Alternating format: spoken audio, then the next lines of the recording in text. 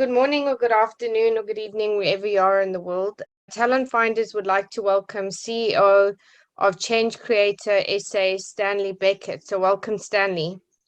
Thank you, Karen, to you and Talent Finders, and thanks for inviting me to be part of this podcast. So Stanley, I would firstly like to congratulate you on all your achievements. Can you share with us how your entrepreneurial journey started?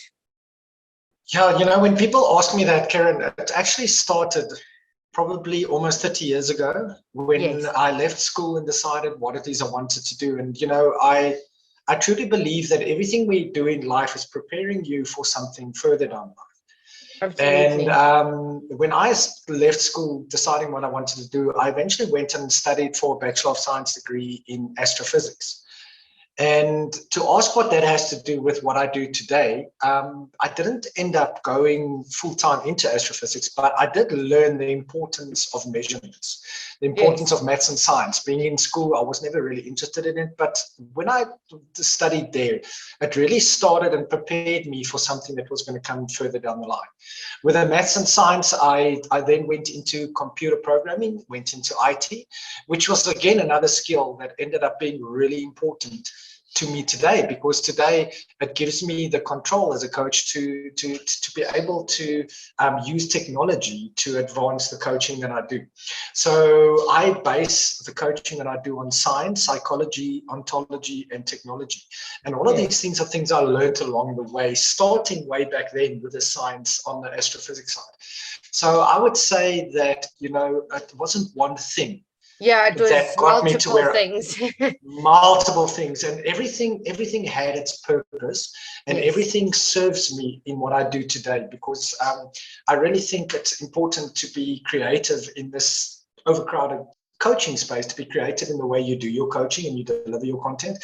And I'm grateful to say that all the things I learned along the way has given me the opportunity to be creative in my own way. So I think it's really, this journey started 30 years ago without me even knowing this was going to be the end goal. That's amazing. So having had 10 years plus experience creating world-class training programs and as a professional coach, can you tell us more about this and what compelled you to get into the coaching and business space?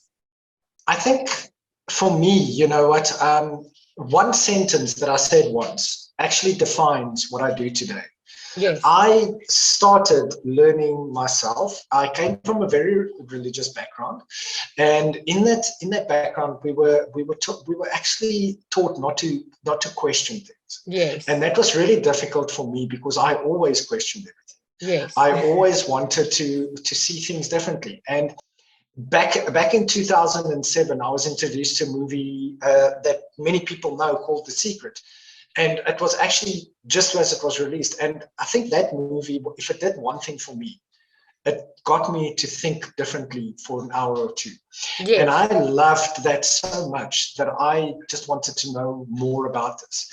And one of the main speakers in that movie, a guy by the name of Bob Proctor, became my personal mentor as well. And I just wanted to learn as much from him for myself. So that's where the journey started. And I think many of the great coaches start their journey that way. It first becomes a self-realization journey. Yes. And then, like watching a great movie, you just want to tell everybody about it. I then wanted to go and share what I knew with others. Yes. And that's a story all by itself, because it's not everybody was ready to hear what I had to say. But I think that the statement that defined where I am today was, I said to myself, you know what, I wish someone had taught me this when I was younger, because it would have made such a big difference to my life.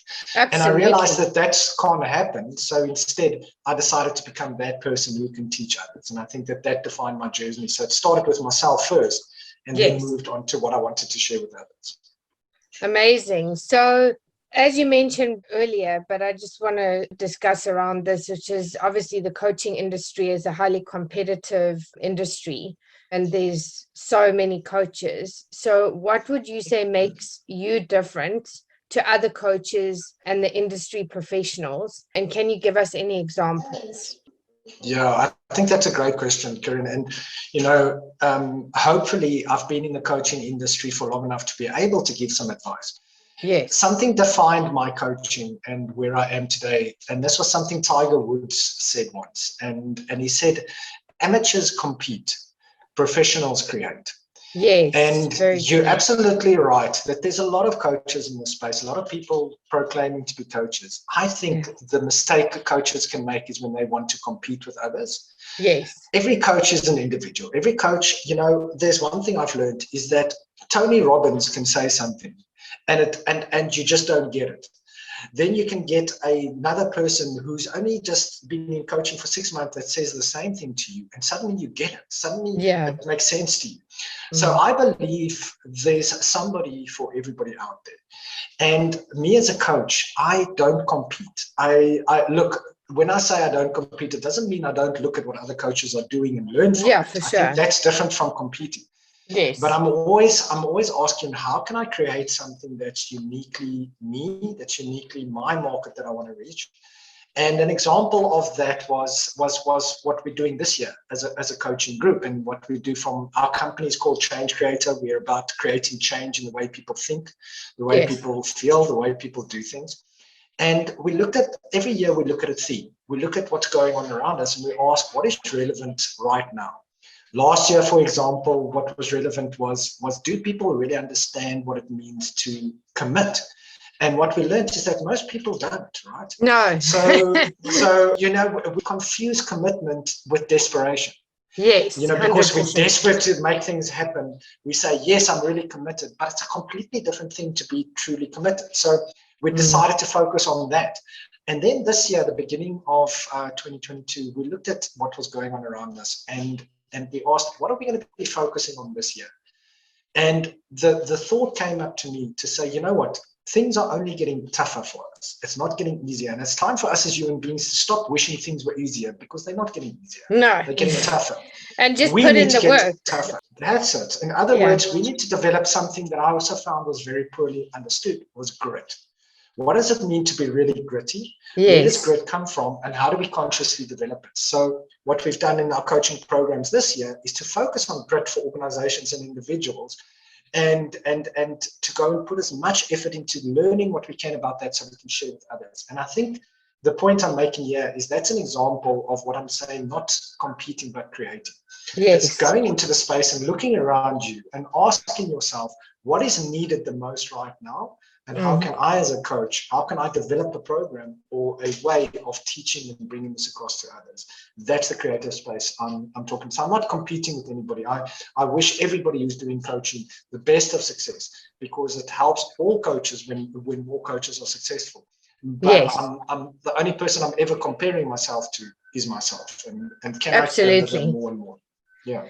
So what would you say have been some of your biggest lessons and learnings within your career? I mean, you probably had multiple, but is there something that really stands out for you? Yeah, there's been multiple. I would say, look, one of the biggest is this. If I could, if there's coaches listening to this, and whether you've been a coach for a long time, you might have experienced this yourself. Whether you're a new coach, I wish somebody had taught me how important this is up front. But one of the biggest lessons is that there's a difference between what I call coach doing and coach being. Yes. And there's a lot of coaches learning coach doing. The truth of the matter is it can take you less than a week to learn how to do coach doing. To learn how to ask questions. I've seen programs that can teach you within a couple of days how to do coaching, how to sit and ask coaching questions, right? But those kind of coaching methodologies without the coaching being, I think, is lacking very much. So if I could say what is the most important thing I've learned in coaching, is that the coach being is actually more important than the coach doing.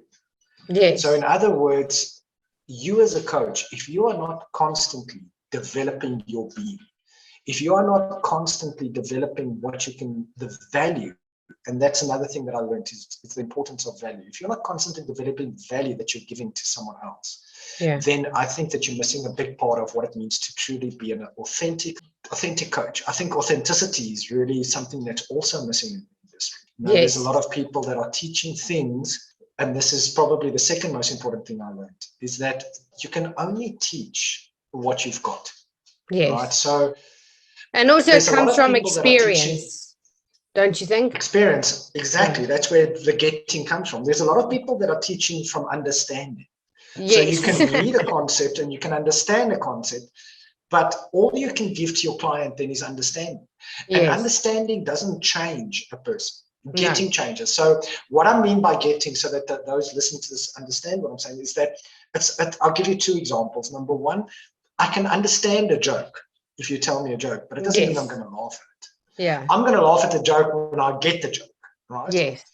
A second thing is I could understand, as an example, that what it could feel like to lose a parent, as many people have experienced this last year. But I only get the pain of that when I've been through it myself. Yes. And I believe, coaches, Karen, coaches talk a lot about niches and what is my niche, I believe you should create your niche around what you've gone through personally. Yeah, 100%. Because it's from that getting space that Yeah. you move people. It's not from the understanding, it's from the getting. And if your client moves and you don't have the getting, it's going to be despite you, not because of you. You want to become the kind of coach who gets clients to move because of you and because of your getting. So those are the two big things I would put it first on my list that I've learned through the years. So having said that, you've obviously been trained, and you did mention this earlier, but just to elaborate. So you've been trained in science, ontology, whole brain thinking, and neurocognitive behavior. So can you share with us more about this? And did this play a role in the Change Creator? The ontological side of things changed. It played a very big role in Change Creator. So maybe so that our listeners just know what Change Creator is. Yes. As I've shared with you, I'm very much into the belief if you cannot measure, you cannot improve. No, exactly. And I find many programs, and I'm going to, Karen, if you don't mind, I'm going to put a challenge out here to all coaches and say, do the claims you make as a coach, the claims you make for what you can do for clients and for people out there, can it be tested scientifically and validated? Yes. I call this the Tony Robbins effect, right? I love Tony Robbins. I've learned so much from him already through the years. But here's was my question that I had one day. I looked at it and I saw an audience of 10,000 people in a 3, 4, 5-day event with Tony Robbins. And these people were up and down and they were jumping and they were enthusiastic and they were happy. But my question was, how many out of those 10,000 lives really changed a year from the event? Yeah. Many of them, did they still just have the idea of the event, or did they actually experience the change? And how do we measure that? Because we're so used to measuring the tangibles, like in business as well, you'd measure your profits and it would be very hard line measurements. But how do you measure the things that are traditionally not measurable? How do you know if a person's commitment has really increased? How do you measure if the resistance to that commitment has really decreased? And that, I think, is where a lot of my science background came in, to say, how do we measure these things? So we use a combination, as I said, of science, psychology, ontology, and technology to measure these things. And it served me well because it's part of our gritability measuring system now. It's how do you measure if a person's grit is increasing? Yes, you can see the results of that, but usually, and if you're in this industry, you'll know what I'm talking about. Usually those results come a long time after you started with the process. And many times people give up because they don't see the results. And what they don't understand is that many times you first actually have to have a breakdown before you have a breakthrough. So many times, and this is interesting, Karen, I want to share this with you as well. It's something that I realized the last year or two, is that we believe great coaching is when a person advances as quickly as possible. I believe, again, great coaching is when a person goes back as quickly as possible, because there first has to be that breakdown before there's that breakthrough. If you are just experiencing a breakthrough, you're not really making a proper breakthrough. You first have to break things down. So because this happens, many people will give up way before they actually experience the fruit of their labors. And my question was, is there a way that we can, even in the breakdowns, if there's a way that we can show our clients that the improvements are happening, but the improvements we don't necessarily see? And if we keep improving at the rate we're improving, eventually the breakthrough is going to be enormous. So I think that was all part of using all these different things you spoke about to lead me to a way of being able to help our clients to see this. So it's not perfected yet, but I think if we as coaches, and this is a big thing I also want to say, Karen, I believe as coaches, we need to up our game. I think it's time to take the whole industry forward. in the way we work with our clients, in the value we give to our clients. And I think the way we can do that is using a combination of science, the latest research in psychology, ontology, and technology. But instead of just saying that, I want to be a way bearer for other coaches to show what's possible if we start using these type of techniques. Absolutely. So what would you say some of your biggest career highlights have been? And you might have had multiple, but is there anything that really stands out for you? I think the very first one was, for any coach, is your very first client. You know, the time when you see that what I'm doing can actually, I can make a living out of it, and actually people want to hear what I have to say. I think that's a big breakthrough moment for any coach. So I would say I always fondly think of my first client. And then I think the biggest career highlight for me, besides all the things we've developed, besides all the things we've done, I mean, those are all silent things. They mean nothing without people willing and receptive to hear what you have to say. I think all of my highlights include the people I've met along the way. I count myself blessed, and you know, people like yourself, Karen. I mean, I would never have met you. I would never have met people like yourself and so many thousands of other people that I've had the privilege of getting to know, had I not chosen this career. So I would say every time I meet someone new and I get to impact someone's life, and I've met people that 10 years later will say, remember 10 years ago when you told me about that tick in my subconscious versus the cross? I still think about it every day, and it still drives me every day. Those are my highlights, is knowing that I can look back one day in my life and say, look at how blessed and how abundant my life was with all the people I met, all because I made that decision that I want to be someone who goes and serves others. So that would be the biggest highlight, and you know, it continues being a highlight daily for me. Is the amazing people I get to meet. Yeah, that's wonderful. And also, I guess it works both ways, because you impacting their lives and they've changed or contributed in your life in some way, which has also helped you, I suppose, grow. So I think it's a great thing. Yeah. So I want to talk about post-COVID and the mental health impact that this has not only had on society, but on business in general.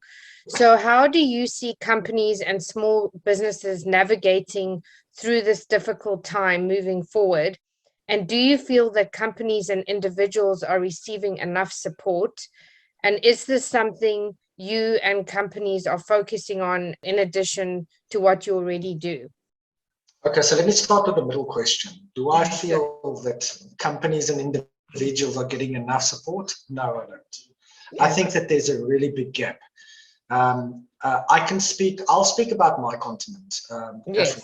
There's a very, very big gap between the health support and those who are receiving it. It's really only a very few people that are getting it. The ones who need it the most are not getting it. This is an opportunity for us to use technology to assist with this. So I'm part of a group of companies that is working on getting mental health services available to people who need it, to people who can't necessarily afford it. You know, because a psychologist needs to see a professional. Sometimes a person just needs to read an article that's relevant to their situation to get the support they need. So the question being, how do we get that to the people who need it the most? May I just ask you to repeat the other two questions? Because I think that answers the first question. Are people enough getting it? No worries. Obviously, talking about post-COVID and mental health and the impact that it has, not only on society, but in business in general. So how do you see companies and small businesses navigating through this difficult time? And then the last question was, is this something you are focusing on in addition to what you're already doing? So I think you've highlighted that point. I'm going to shamelessly self-promote what it is we're focusing on this year to answer that question. How do I see companies and individuals navigating through this difficult time? Only in one specific way, and that is developing their grit. We need to develop our grit as individuals more than ever before, and grit encompasses the mental health aspect. It's all about staying tough in really tough times. Now, grit traditionally, we would develop unconsciously. We would develop it by going through tough times. But many times that kind of grit that we developed wasn't what I would call the right kind of grit. It was a very negative grit. And if I can give an example of that, Yes. many companies in the past few decades have had a lot of grit in building their company, in working hard to develop the profits they have, but it's come at the expense of the environment. It's come at the expense of the societies around them. It's come at the expense of their workers. I am suggesting that the way we are going to fix the very real problems, because our stress is coming from the problems that are self-created, right? Yes, 100%. The way we're going to solve it is by a new kind of grit, a conscious kind of grit. We call it gritability, which looks at, the old kind of grit looked at one question: is it good for me? Yeah. Does it feel good? Actually, a second question: doesn't feel good, and is it good for me? And many companies, that was their main focus. Is this going to bring us profits?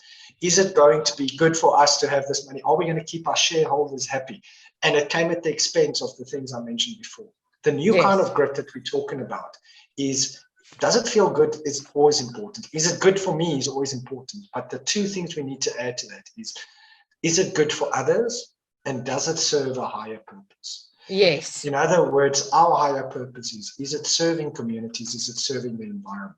And I truly believe that a big part of the mental stress that many people are feeling, especially our younger people, if we have to look at the surveys done with our millennials coming through, our snowflakes coming through, our younger generations coming through, they are really concerned about the problems that are self-created, the environment, the wars going on, the lack of education around the world, the poverty around the world. All of these things are things that we could fix as a collective in a very short space of time. But I think we need to set a new type of goal. We need to set a new type of purpose. And I believe through moving our focus onto gritability, is it good for me? Is it good for others? Does it serve a higher purpose? We will not only solve a lot of these problems, but a lot of our stress, a lot of the mental problems we focus because of our concern for what we've done and how to fix it will start fixing itself. So that's the belief we have. And this is what we are driving as change creators. How do we help organizations and individuals do exactly that? Yeah, no, that's incredible. So I wanted to obviously talk about, you feature weekly on 702 Talk Radio, which is obviously one of the biggest mainstream radio networks in the country. So can you please share with us about this and what is the focus of the show for the audience members who don't know? Yeah, this was something we started back in 2015, and it's kind of grew as we went along, but the main feature we now call change your thinking, change your circumstances. Yes. So the whole idea is to bring people onto the show who can change the way we think about things, because we believe when you change the way you think about things, you start changing that thing. So what we do is we invite guests many times onto the show, and I'll also do many segments of the show. What we do is we push the boundaries of what people believe and what people think, right? Yes. So it can be anything from, we recently had someone on this week that spoke about helping us to think about differently about the way that we take waste out of the oceans, the way we take waste out of our water. So thinking differently helps people to start thinking, how can I be part of that thought process that thinks differently and creates a different result? We had someone helping us think differently about mining and how we start humanizing mining. And then we can have people think differently about schooling and how we teach kids. My main focus is to help people think differently about what's possible, about commitments and resistance and how we overcome the resistance, and really to help people understand and think. Something, sometimes it just takes one person, like Dr. Wayne Dyer said, when we change the way we look at things, the things we look at change. And I think the thinking process is all about getting people to change the way they look at things. And my focus has been to change the way you look at what's possible for you, to change the way you look at what's possible in your life so that you can start changing those things. But like I said, we always invite different guests to come and talk about a topic that can help people think differently and in the same way act differently and change circumstances. Absolutely. So that leads me into, obviously, you're the author of a book. So got a multitude of different talents called Liftoff, which is amazing. So, what compelled you to write the book? And was this an organic process or transition for you? And can you share with the audience more about what the book is? It was the first of my 3 books that I worked on. It was called Liftoff, and it just came from my experience of setting different types of goals and understanding that I actually knew nothing about goals. We'd spoken about goals my whole life, but I didn't really know how to set a goal, what a goal really was, and what the mindset behind the goal really should be. So when I learned that, my desire just became to share this with others, and I found I needed to put it on paper.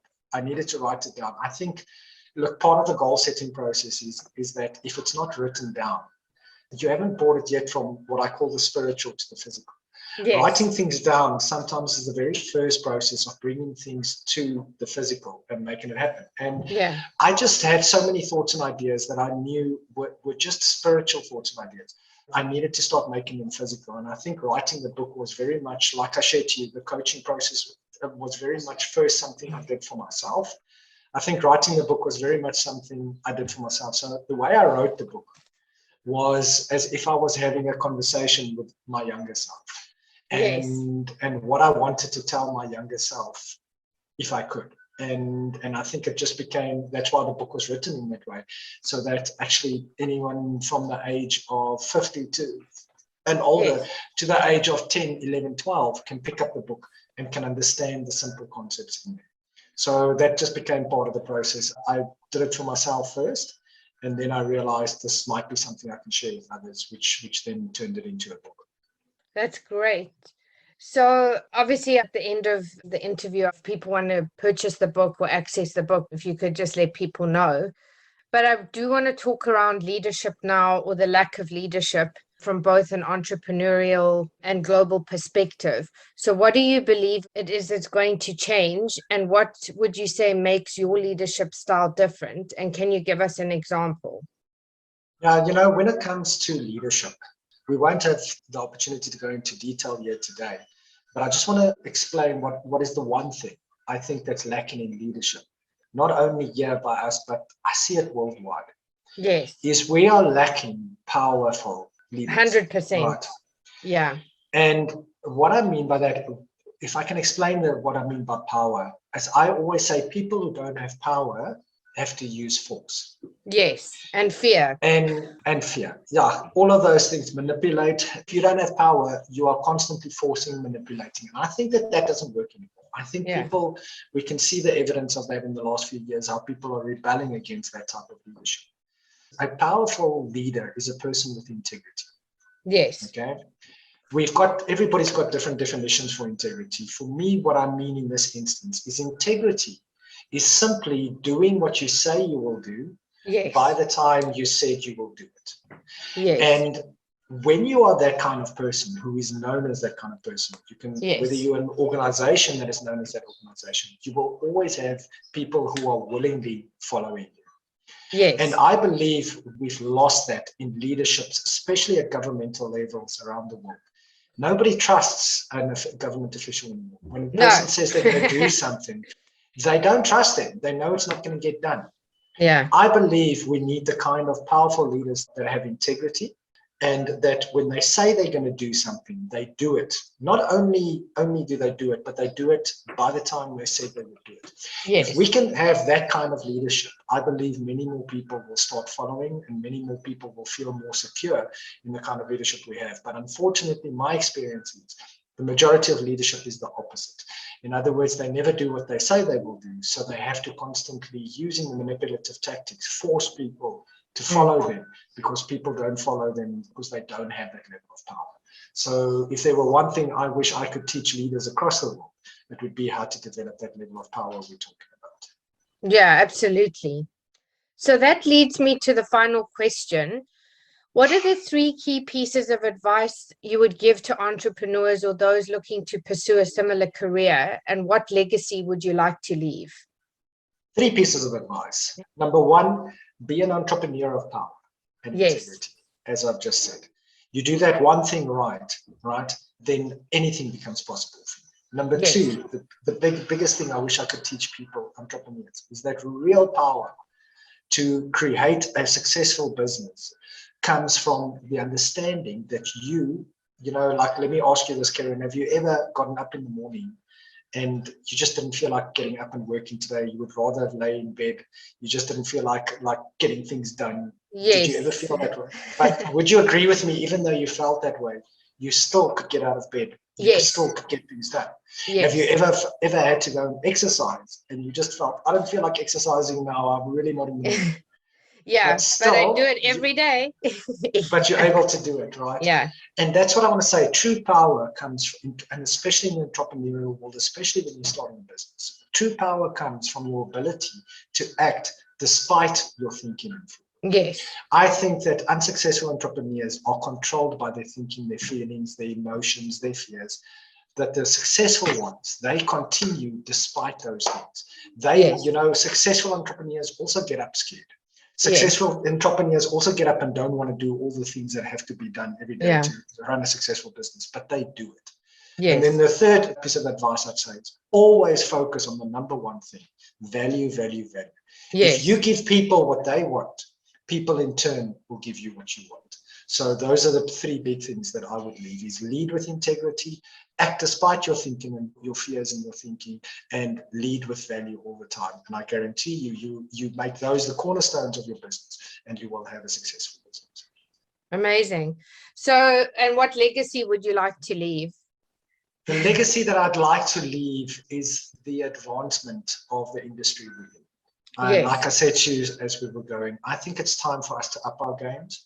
I am probably going to be very unpopular in future because I'm going to start challenging coaches. I'm going to start challenging people in this industry to be better, to give more.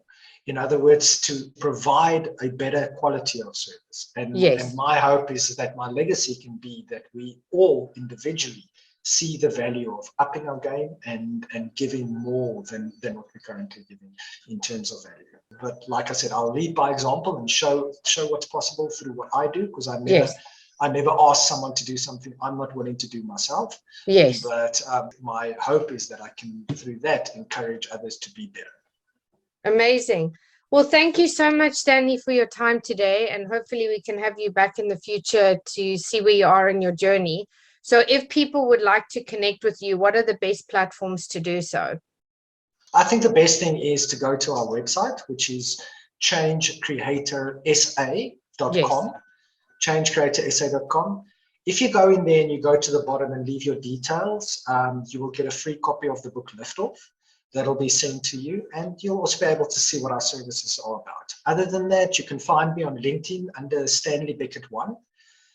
Is my LinkedIn, and I think that those are the two best ways. And then, of course, go and look online for the podcast for the 702 every Wednesday evening from 10 to 11 South African Standard Time in the evenings. We do our Change Your Thinking feature. Come and join us there. Come and listen to us. Join a worldwide group of about 100,000 people who join us weekly to listen to what we speak about there. Amazing. Well, thank you so much, Stanley. And yeah, like I say, we'll have you back in the future for sure. And thank you to you, Karen. I just want to give a shout out to you and the amazing people you always bring to our show. And I just think you have such an interesting job and career in the people you meet and the people you influence. And yeah, just to thank you for allowing me to be a part of that with you. Wonderful. Well, thank you for the opportunities. Great. Thank you, Karen.